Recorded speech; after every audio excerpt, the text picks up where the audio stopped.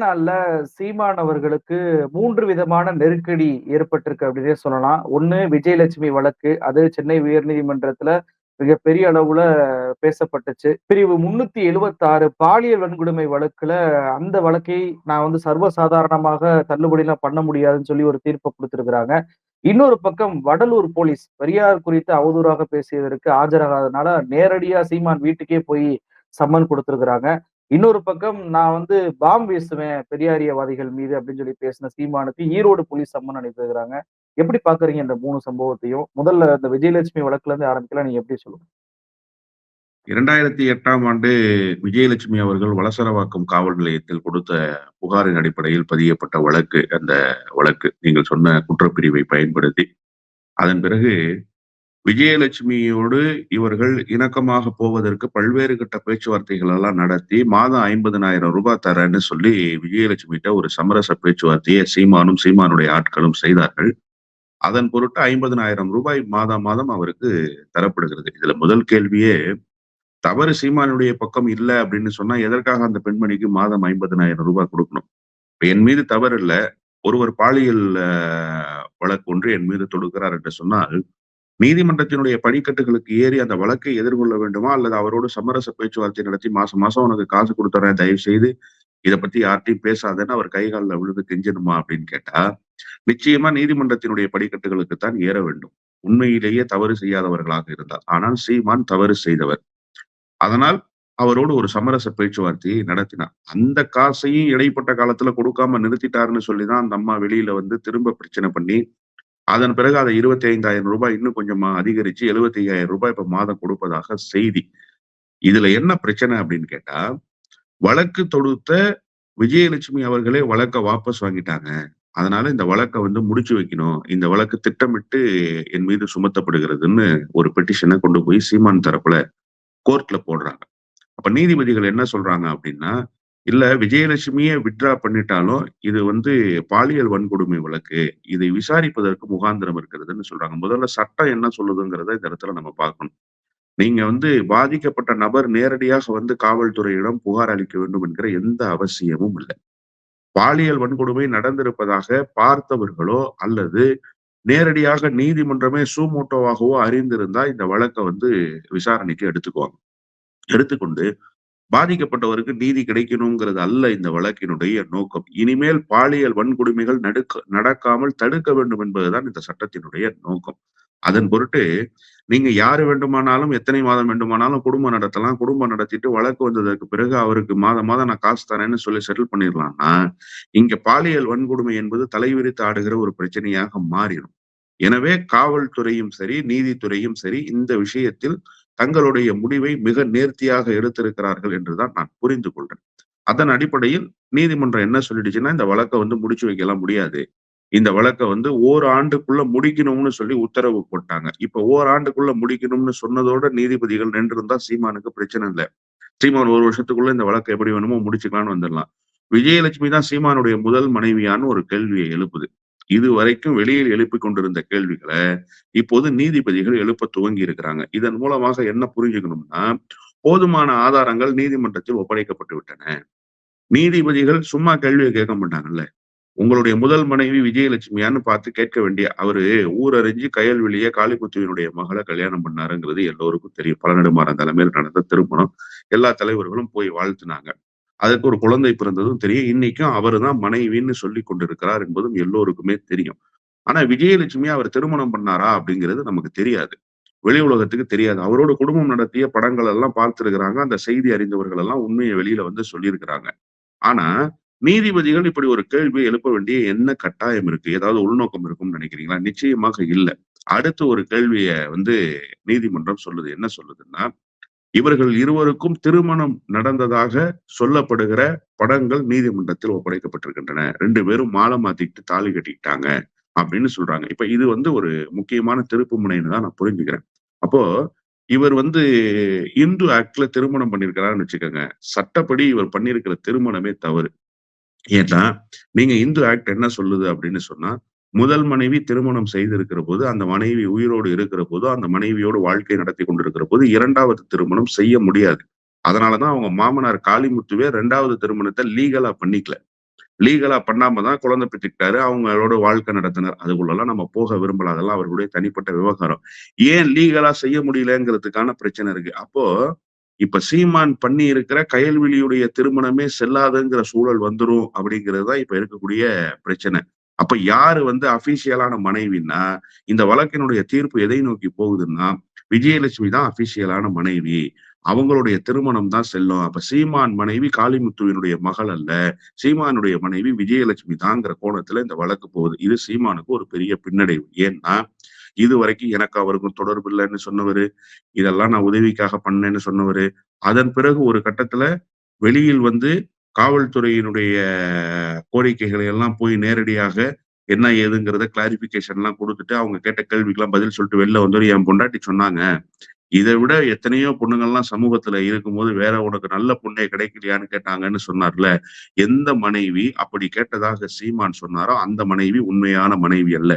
யாரு உனக்கு நல்ல பொண்ணா கிடைக்கலையான்னு கேட்டாங்களோ, அந்த நல்ல பொண்ணா கிடைக்காத விஜயலட்சுமி தான் இப்ப சீமானுடைய ஒரிஜினல் மனைவின்னு தீர்ப்பு வரப்போகுதுங்கிறது தான் சீமானுக்கு இருக்கக்கூடிய நெருக்கடின்னு நான் புரிஞ்சுக்கிறேன். முதல்ல இந்த வழக்குல. அடுத்து பார்த்தீங்கன்னு சொன்னா, தொடர்ந்து சமூக அமைதிக்கு ஆபத்து ஏற்படுத்துகிற வகையிலும், தலைவர்கள் குறித்து அவதூறு பரப்புகிற வகையிலும் சீமான் பேசி இருக்கிறதுல, பின்னால் இருந்து இயக்குகிற உந்து சக்திகள் சீமானுக்கு துணையாக நிற்கும். அதனால எந்த விதமான நெருக்கடியும் நமக்கு வராது அப்படின்னு நினைச்சிட்டாரு சீமான். ஆனா இதுவரைக்கும் அப்படிதான் இருந்தது. ஆனா ஒரு கட்டத்துக்கு மேல காவல்துறை தன்னுடைய நடவடிக்கையை எடுக்கவில்லை என்று சொன்னால், காவல்துறை மீதான நன்மதிப்பு என்பது கெட்டுப் போய்விடும்ன்ற அச்ச உணர்வு காவல்துறைக்கு வந்துருச்சு. அதனால காவல்துறை என்ன பண்ணிட்டாங்கன்னு கேட்டீங்கன்னா, வழக்க அங்கங்க பதிவு செய்து சம்மன் அனுப்புறாங்க. இவர் என்ன வழக்கமா ஒரு பாணிய கையில எடுப்பார் சீமான் அப்படின்னு சொன்னா, தேதி குறித்து விட்டு பெரியாரிய இயக்க தோழர்கள் வந்தால் அவர் வீட்ல இருக்க மாட்டார். வீட்ல இருந்து ஓடி போயிடுவார். போலீஸ் அந்த கூட்டத்தெல்லாம் அப்புறப்படுத்திருச்சு, எல்லாம் கிளியரா இருக்கு அப்படிங்கிற தகவல் கிடைச்சா மட்டும் தான் திரும்ப ஸ்பாட்டுக்கு வருவார். அதே மாரி காவல்துறை வழக்கு பதிவு செய்ய போறாங்க. வருண்குமார் ஐபிஎஸ் கொஞ்சம் கடுமையா நடக்குறாரு. இந்த பிரச்சனையில அவர் ரொம்ப தீவிரம் காட்டுறாருன்னா, உடனே என்ன பண்ணிடுவாருன்னா, எனக்கும் இதுக்கும் எந்த சம்மந்தமும் இல்ல. வருண்குமார் தப்பா நடந்துக்க பார்க்கிறாரு. நான் என்ன தப்பு பண்ணேன்னு சொல்லி சரண்டர் ஆயி 2 பேர காமிச்சு குடுத்துருவாரு. இத தொடர்ச்சியாக அவர் செய்திருக்கார். அப்போ அவருக்கு ஜெயிலு, காவல்துறையினுடைய அடக்குமுறை இதன் மீதெல்லாம் ஒரு அச்ச உணர்வு எப்போதுமே இருக்கும். நீங்க சம்மன் அனுப்புறாங்க. காவல்துறை நேரடியாக சம்மன் அனுப்பி விளக்கம் கேட்கறாங்க. நீங்க இந்த மாரி பேசியிருக்கிறீங்க. உங்க மீது புகார் வந்திருக்கு. இதுக்கு நீங்க பதில் சொல்லுங்கன்னு சொல்றாங்க. தார்மீக அடிப்படையில சீமான் என்ன செய்யணும்? நேரடியாக காவல்துறை இடத்துல போய் ஆஜராகி விளக்கம் குடுக்கணும். விளக்கம் குடுக்க முடியலன்னா, தன்னுடைய வழக்கறிஞர் மூலமாக எழுத்துப்பூர்வமாக பதில் சொல்லணும். அதானே சார் சம்மனுக்கு பதில் சொல்ற முறை. ஆனா சம்மன வாங்கி வச்சுக்கிட்டு எந்த பதிலும் சொல்லலன்னா, நேரா புறப்பட்டு காவல்துறை தன்னுடைய வீட்டுக்கு வந்துருச்சு. ஈரோடு காவல்துறை வீட்டுக்கு வந்துருச்சு. ராணிப்பேட்டை காவல்துறை வீட்டுக்கு வந்துருச்சு. வடலூர் காவல்துறை வீட்டுக்கு வந்துருச்சு. வீட்டுக்கு வந்ததற்கு பிறகு சீமான் வீட்ல இல்லாம ஓடுறாரு காவல்துறைய பார்த்து. நான் என்ன கேட்கிறேன், நீ பெரிய வீரன்னு மேடையில பேசுற. நீ பெரிய சண்டியர்ன்னு மேடையில முழங்குற. உன்னுடைய தம்பிமார்களுக்கு தவறான வழிய காட்டுற. ஆனா சட்டம் என்ன சொல்லுதோ அத நீ செய்ய மாட்டேன்ற. செய்யாம இருந்துட்டு, காவல்துறை வருதுன்னு சொன்னா, காவல்துறைக்கு அஞ்சி நடுங்குகிற போக்கு இருக்குல்ல. இது எவ்வளவு ஒரு மோசமான சூழல் பாருங்க. தமிழ்நாட்டுல எல்லா தலைவர்களையும் நீங்க எடுத்துக்கங்களேன். காவல்துறை அடக்குமுறைக்கு ஆட்படாத தலைவர்களே கிடையாது. காவல்துறை எப்படியெல்லாம் இந்த தலைவர்கள் எதிர்கொண்டிருக்கிறார்கள் என்பதுதான் தமிழ்நாட்டினுடைய அரசியல் வரலாறு. ஆனா தமிழ்நாட்டு அரசியல் களத்தில் என்னை எதிர்ப்பதற்கு யாருக்குமே துணிச்சல் இல்ல. நான் மட்டும் தான் ஆபத் பாந்தவனாக இந்த களத்துல நிற்கிறேன். நான் தன்னந்தனியாக நின்று போராடுறேன்லாம் முழக்கமிடுற சீமான், காவல்துறைக்கு பதில் சொல்வதற்கு கூட அஞ்சி நடுங்கி ஓட்டம் எடுக்கிறார் என்பதைத்தான் இந்த 3 காவல்துறைகளும் வீட்டுக்கு வந்ததற்கு பிறகு உணர்த்திக் கொண்டிருக்கிற செய்திகளாக நான் அதுலதான் ஒரு கேள்வி வருது. என்ன அப்படின்னா, சீமான் விஷயத்துல பெரியாரிஸ்டுகள் அனைவருமே ஆதாரத்த குடுங்கன்னு கேட்டாங்க. பெரியார பத்தி பேசுனதுக்கு. நான் ஆதாரத்த குடுப்பதற்கு நீங்க மறைச்சு வச்சுட்டீங்கன்னு முதல்ல வாதம் வச்சாரு. அதன் பின்பு இன்னொரு வாதம் என்ன வச்சாருன்னா, அதான் பிரச்சனை கோர்ட்டுக்கு போயிருச்சுல, போலீஸ்ல போயிருச்சுல, நான் அங்க போய் விளக்கம் குடுத்துக்கிறேன் அப்டின்னாரு. அப்போ சம்மன் அனுப்பும்போதே போலீஸ் ஸ்டேஷன்ல போய் அவருடைய விளக்கத்த குடுத்துருக்கலாம்ல. நான் இவ்வளோலாம் இங்கலாம் இருக்கு ஆதாரம். பெரியார பத்தி பேசினதெல்லாம் இப்படி இருக்கு அப்படின்னு சொல்லி குடுத்துறலாமே. ஏன் சம்மனுக்கு ஆஜராகாம போலீஸே வீட்டுக்கு வர வேண்டிய சூழ்நிலை வந்து ஏற்படுது. அப்ப அங்கேயும் போய் இவர் வந்து கொடுப்பதற்கு ஒன்றுமில்லை அப்படின்னு சொல்லி எடுத்துக்கொள்வதா எப்படி பார்ப்பது? அவர்னா வச்சுக்கிட்டா சார் வஞ்சனை பண்றாரு. இருந்தா தானே சார் குடுப்பாரு. என்ன சார் இருக்கு அவர் பேசுனதுக்கு ஆதாரம்?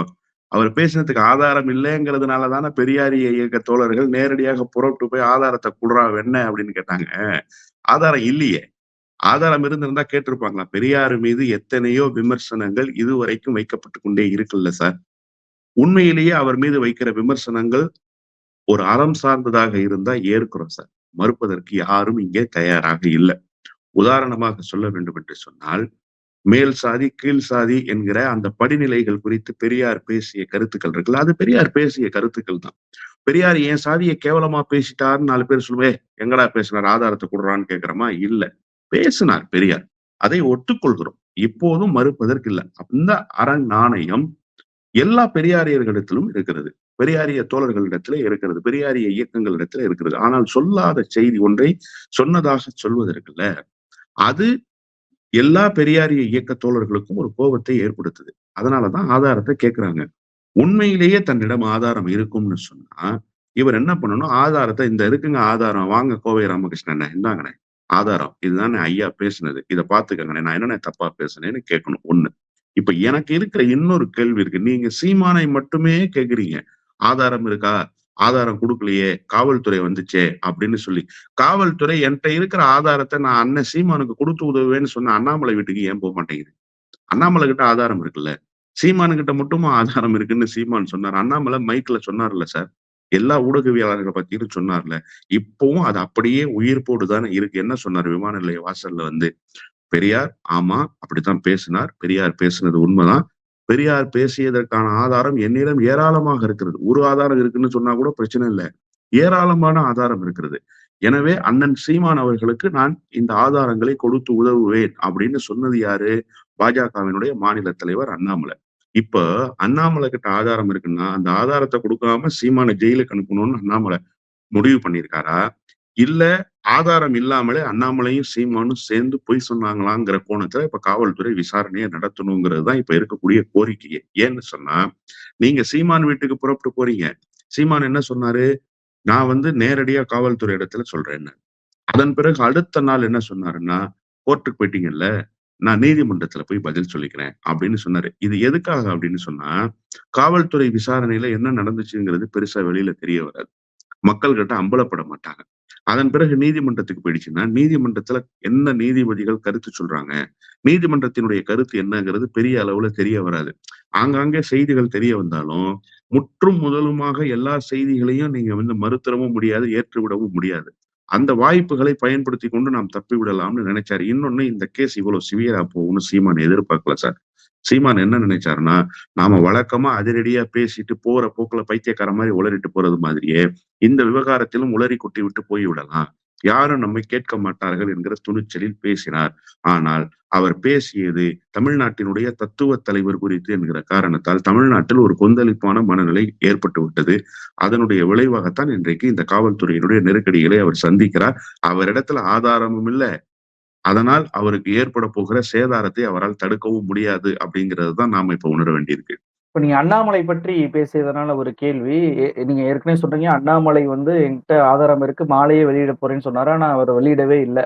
அப்போ எல்லாருமே சீமான் பேசும்போது என்ன சொன்னாங்கன்னா, பிஜேபி தான் அவர இயக்குது. பிஜேபி தான் அவருக்கு பின்னாடி இருந்து இப்படி பேச தூண்டுது அப்படின்னு சொன்னாங்க.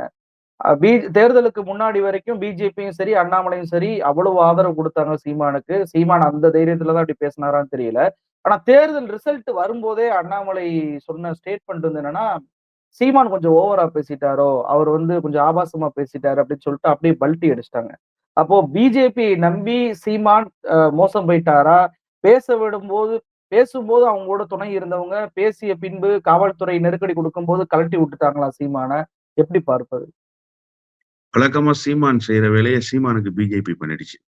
வழக்கமா சீமான் என்ன செய்வாருன்னா, மேடையில உசுப்பேத்துவாரு தம்பிமார்கள. "அண்ணா ஆட்டுக்கறி சாப்பிட்றா, எவனாவது வந்தா புஷ்பா படத்துல வர ஹீரோ மாரி தோல முறுக்குடா, ஓங்கி உச்சிய அடி, அட்றா பாத்துக்குவோம், அண்ணன் இருக்கேன்டா" அப்படிம்பாரு. உண்மையிலேயே அண்ணன் இருக்காருன்னு நினைச்சு, போய் 2 பேருகிட்ட அடி வாங்குனது மட்டும் இல்லாம, காவல்துறையினுடைய அடக்குமுறைகளுக்கு ஆளாகிறது மாதிரி, போட்டு செல்லுல போட்டு கதைய கிழிச்சு விட்டுடுவாங்க காவல்துறை. இந்த மாதிரியான வேலைகள்ல சிக்கின ஏராளமான தம்பிகள பார்த்திருக்கோம். போய் காவல்துறைய எதிர்த்து கேள்வி கேளுனோனே, லைசென்ஸ் இல்லாம குடிபோதையில வண்டி ஓட்டி, காவல்துறை போக்குவரத்து காவல்துறையிட்ட போய், "இது என் நாடு, நீ யார்றா என்கிட்ட வந்து ஃபைன் கேட்கறதுக்குன்னு" சொன்ன காட்சிகள் எல்லாம் தமிழ்நாட்டுல நம்ம பார்த்திருக்கோம். இதெல்லாம் எதனுடைய பொருட்டுன்னு கேட்டா, சீமான் மேடையில பேசுறது. அவனுக்கு முதல்ல சட்டத்த சொல்லிக் குடுக்காம, ஒழுக்கம் என்றால் என்ன என்று பாடம் எடுக்காமல், எப்படி சமூகத்தில் இயங்க வேண்டும் என்கிற அந்த இயங்கியலை சொல்லிக் கொடுக்காமல் ஒரு சினிமேட்டிக்கா அவங்கள நகர்த்துறதுன்னு இருக்குல்ல. அப்ப அந்த தம்பிகள் போகும்போது சீமான் என்ன பண்ணிருவாருன்னா, சமூக வலைதளங்கள்ல விமர்சனம் பண்ணிருவான். அவன பொறுத்தவரைக்கும் என்னன்னா, சீமானுடைய பேச்ச பார்க்குறான் YouTubeல. தொலைக்காட்சிகள்ல பார்க்குறான். அண்ணனுக்கு ஏதோ மிதமிஞ்சிய செல்வாக்கு இருக்கு. அண்ணன் வந்து நம்ம ஜெயிலுக்கு போனா, நேரா சினிமால வர்ற மாரி ஜெயில் கம்பிய அண்ணன் வந்து கையாலேயே உடைச்சு, நம்மள ஜெயில் செல்லுக்குள்ள இருந்து தூக்கி வெளில விட்டு, "யார்றா டிஎஸ்பி வந்து என்ன பார்க்க சொல்றான்? அடிச்சு மண்டையெல்லாம் பொளந்துருவேன்னு" சொல்லிட்டு நம்மள கூட்டு வந்துருவாருன்னு நெனச்சுக்கிறான். ஆனா, அங்க என்ன நடக்கும்னு கேட்டீங்கன்னா, நான் திரும்பவும் இன்னொரு முறையும் வருண்குமார் ஐபிஎஸ் விவகாரத்தையே சொல்றேன். 3, 4 பேருனுடைய ஐடிய எடுத்து அவர் வெளியிட்டதற்கு பிறகு, எனக்கும் அதுக்கும் சம்மந்தமே கிடையாது. அவன் நாம் தமிழர் கட்சியே கிடையாதுன்ட்டாரு சீமான். கைய விரிச்சுட்டாரா? இதே மாதிரி தான் பல்வேறு வழக்குகள்ல அவர் வந்து சொல்லியிருக்காரு. இதற்கு முன்பு கூட இந்த ஸ்டேடியத்துக்கு வெளியில ஒரு நடந்த பிரச்சனையில காவல்துறை 2 பேர தூக்கிட்டு போய் வச்சு குத்து குத்துன்னு குத்தி வழக்கெல்லாம் பதிவு பண்ணாங்க. வழக்கு பதிவு பண்ணோனே இவர் என்ன சொல்ட்டாருன்னா, நாம் தமிழர் கட்சிக்கும் அவனுக்கும் சம்பந்தமே கிடையாது. யாரோ ஒருத்தர கைது செய்து போயிருக்காங்கன்னு சொல்லி கழட்டி விட்டுட்டாரு. இது வழக்கமா சீமான் செய்யற வேலை. இப்ப என்ன பிஜேபி செஞ்சிருச்சுன்னா, அண்ணே நாங்க உங்க பின்னாடி இருக்கோம்னேன்னு அண்ணாமலை மாதிரியான ஆட்கள்லாம் உசுப்பேத்திட்டு, பிஜேபியில இருக்கிற ராஜா, தமிழிசை மாதிரியான ஆட்கள்லாம், அவர் பேசுவது சரிதான். அவர் பேசிய கருத்து தான் உண்மையான கருத்துன்னுலாம் அவர உசுப்பேத்தி விட்டுட்டு, இப்ப காவல்துறை நாலா பக்கமும் வீட்டுக்கு வந்த பிறகு, அவர்கள் நவதுவாரத்தையும் மூடிக்கொண்டு அமைதியாயிட்டாங்க. சீமான் செய்யற வேலைய இப்ப பிஜேபி செஞ்சிருச்சு. இன்னொன்று, பிஜேபியினுடைய ஆதரவில் தான் சீமான் இயங்குறாருங்கிறது இன்னைக்கு நேத்து அல்ல. பல காலமாகவே தமிழ்நாட்டுல அம்பலப்பட்டு போயிடுச்சு. ஆனா, இந்த தேர்தல்ல தான் பாஜக நேரடி ஆதரவு குடுத்தது. அதாவது போயி சீமானுடைய அலுவலகத்துல சீமானுக்கு பொன்னாடை போர்த்தி, எங்களுடைய ஆதரவு உங்களுக்குன்னு சொல்லலையே தவிர, மீதி எல்லா வகையிலான ஆதரவும் பாரதிய ஜனதா கட்சியின் சார்பில் நாம் தமிழர் கட்சிக்கு தரப்பட்டது. இப்ப அண்ணாமலையினுடைய ஸ்டாண்ட் என்ன அப்டின்னா, பாஜக வளர்ந்திருக்குன்னு அண்ணாமலை சொல்லிக்கிட்டே இருக்காரு. பாஜகவினுடைய வாக்கு வங்கி உயர்ந்திருக்குன்னு அண்ணாமலை சொல்லிக்கிட்டே இருக்காரு. நாம் தமிழர் கட்சி அதிமுகவுக்கு கிடைக்க வேண்டிய சொற்பமான வாக்குகள், திமுகவினுடைய எதிர்ப்பு வாக்குகள். நான் ஏன் அதிமுகவுக்கு கிடைக்க வேண்டிய சொற்பமான வாக்குகள் அதிமுகவிலேயே 80 விழுக்காடு இந்த தேர்தல புறக்கணிச்சிருக்கிறாங்க. கொஞ்சம் பேர் திமுகவுக்கு ஓட்டு போட்டிருக்காங்கங்கிறது என்னுடைய நிலைப்பாடு. ஏன்னா, நாம் தமிழர் கட்சிக்கு ரொம்ப சொற்பமா தான் ஓட்டு போட்டிருப்பாங்க. குறைஞ்சபட்சம் ஒரு 7% அதிமுக வாக்குகளை கூட அவரால் பெற்றிருக்க முடியாது 100%. அப்படிதான் நான் புரிஞ்சுக்கிறேன். அதனால அந்த சொற்பமான வாக்குகள். திமுகவுக்கு எதிர்ப்பாக இருக்கக்கூடிய வாக்குகள் இவ்வளவையும் பெற்றதற்கு பிறகு கூட டெபாசிட் வாங்க முடியலன்னா, அப்ப பாஜக எந்த இடத்துல வளர்ந்திருக்குங்கிற கேள்வி இருக்குல்ல. அந்த கேள்விக்கு அண்ணாமலையால விடை சொல்ல முடியாதுன்றதுனாலதான் அண்ணாமலை முன்கூட்டியே முந்திக்கிட்டு என்ன பண்ணிட்டாரு, கொஞ்சம் அண்ணன் ஓவரா பேசிட்டாரு. அதனால தேர்தல் காலத்துல ஒரு பின்னடைவு ஏற்பட்டு போச்சுன்னு ஒரு ஸ்டேட்மெண்ட்ட குடுத்துட்டார். நான் தான் முன்னாடியே சொல்லிட்டேன்ல, பாஜகவினுடைய வாக்கே அவருக்கு கிடைக்கல அப்படிங்கிறது மாதிரியான ஒரு தோற்றத்தை உருவாக்குவதற்கு முயற்சி செய்தது. ஆனா, இவர்கள் எத்தனை பேர் சேர்ந்திருந்தாலும் தமிழ்நாட்டில் இவர்களுடைய செல்வாக்கு என்னங்கிறத ஈரோடு இடைத்தேர்தல் உணர்த்தி விட்டது. இப்ப என்ன பிரச்சனை அப்படின்னு கேட்டா, நீங்க தேர்தல் நிலைப்பாட்டுல அண்ணாமலையுடைய ஸ்டேட்மெண்ட் அப்படி இருந்துச்சு. இப்ப காவல்துறை நெருக்கடி குடுக்குறாங்கல்ல. காவல்துறை வழக்கு பதிவு பண்ணிட்டாங்கல்ல. இப்ப பாஜக என்ன ஸ்டேட்மெண்ட் நாம் தமிழர் கட்சிக்கு ஆதரவாக, சீமானுக்கு ஆதரவா குடுக்க போகுது. க ஏற்கனவே நடந்த திருமணம் செல்லாது அப்படிங்கிறத நீங்க சொல்லப் போறீங்களா? விஜயலட்சுமியோட திருமணம் செல்லாதுன்னு சொல்லப் போறீங்களா? இல்ல விஜயலட்சுமியோட வழக்கே புனையப்பட்ட வழக்குன்னு சொல்லப் போறீங்களா? இல்ல அவதூறு பேசியதாக அவர் மீது பதியப்பட்டிருக்கிற வழக்கு அடக்குமுறைக்கான வழக்குன்னு நீங்க சொல்லப் போறீங்களா? என்ன ஸ்டாண்ட் எடுக்க போறீங்கன்னா, பாஜக எந்த ஸ்டாண்டுமே எடுக்காது. சீமான கை கழுவி விட்டுருச்சு பாஜக. நேரடியாக ஆதரிப்பதிலிருந்து. நேரடியாக ஆதரித்த அந்த 6 மாத காலம் பொன்னான காலம் சீமானுக்கு. எல்லாத்தையும் பேசிட்டார். பேசி முடிச்சதற்கு பிறகு, இப்ப பாஜக பின்வாங்கி விட்டது. மீண்டும் மறைமுக ஆதரவுக்கு போய்விட்டது. சீமான் சிக்கிக் கொண்டார் என்றுதான் நான் பார்க்கிறேன். இப்போ பெரியார் மீதான விமர்சனம் என்பது கூட அவர் அவதூறு வழக்கு அப்படின்னு சொல்லி அது நீண்ட நாட்களுக்கு நடக்கும். அதுல வந்து மிகப்பெரிய அளவுல எதிர்பார்ப்பு எதுவும் பார்க்க முடியாதுன்னு சொல்லலாம். ஆனா அந்த பாலியல் வன்கொடுமை வழக்கை பொறுத்தவரைக்கும் அது வந்து ரொம்பவுமே சாதாரண வழக்கு கிடையாது. நீதிபதியுமே இந்த வார்த்தையை பயன்படுத்துறாரு. சாதாரணமா விட முடியாதுன்னு சொல்லி. அதேபோல அந்த ஈரோடு இடைத்தேர்தல்ல அந்த பாம் போடுவேன் அப்படின்னு சொன்னதுமே தேசிய பாதுகாப்புக்கு ஒரு அச்சுறுத்தலை ஏற்படுத்தக்கூடிய ஒரு வழக்கு. அப்போ தேர்தல் 2026க்கு முன்பே சீமான் கைதாவதற்கான வாய்ப்புகள் இருக்கிறதா? எப்படி பார்க்குறீங்க? தேசிய பாதுகாப்பு சட்டம் அவர் மீது மறுபடியும் பாயறதுக்கான வாய்ப்பு இருக்கா? தேசிய பாதுகாப்பு சட்டத்துல கைது செய்கிற அளவுக்கெல்லாம் ஒரு முக்கியத்துவத்தை சீமானுக்கு காவல்துறை கொடுக்க மாட்டார்கள். என்னை பொறுத்தவரை இந்த வழக்குகள் எல்லாம் ட்ரையலுக்கு வந்துருமே தவிர, இந்த அவதூறு பேசிய வழக்குகள்லாம் ட்ரையலுக்கு வந்துருமே தவிர, அதிகபட்சமாக நான் எதார்த்தத்தை பேசுகிறேன். அபராதங்கள் விதிப்பதோடு இந்த வழக்கு முடிந்துவிடும். ஆனா, இந்த பாலியல் வன்கொடுமை வழக்கு இருக்குல்ல, பாலியல் வன்கொடுமை குற்றவாளி சீமான் என்கிற பெயர் இனி நிலை பெற்றும். நீங்க அந்த வழக்கினுடைய போக்கு அதைத்தான் உணர்த்துகிறது. 2 பிரச்சனை இருக்கு சார். அவருக்கு இருக்கிற பிரைடு இருக்குல்ல.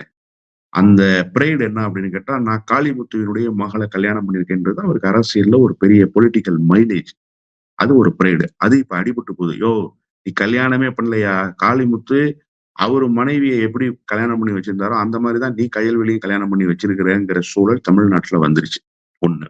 2வது விஜயலட்சுமிக்கு எனக்கு எந்த சம்பந்தமும் இல்ல. நான் உதவி தான் பண்ணேன்னு சொன்னாரு இல்லையா? அது முற்றும் முதலுமா அடிபட்டு போயி, சீமானுடைய முதல் மனைவி விஜயலட்சுமி தாங்கிறது கோர்ட்டினுடைய தீர்ப்பு மூலமாக வந்துரும். இதுதான் மிகப்பெரிய பின்னடைவை ஏற்படுத்தப் போகுது. அதுவும் எப்படின்னா, பாலியல் குற்றவாளி என்கிற தண்டனை நிரூபிக்கப்பட்ட குற்றவாளியாக சீமான் நாளைக்கு வரப்போறார். 2026 தேர்தலுக்குள்ள அந்த தீர்ப்பு வந்துரும்னு தான் நான் புரிஞ்சுக்கிறேன். ஏன்னா 1 வருட காலம் கெடு. இப்ப பிப்ரவரி மாசத்துலேருந்து 2026 பிப்ரவரிக்குள்ள முடிக்கணும் வழக்க. அதான் நீதிபதிகள் கெடு குடுத்திருக்கிறாங்க 1 வருஷ காலம்.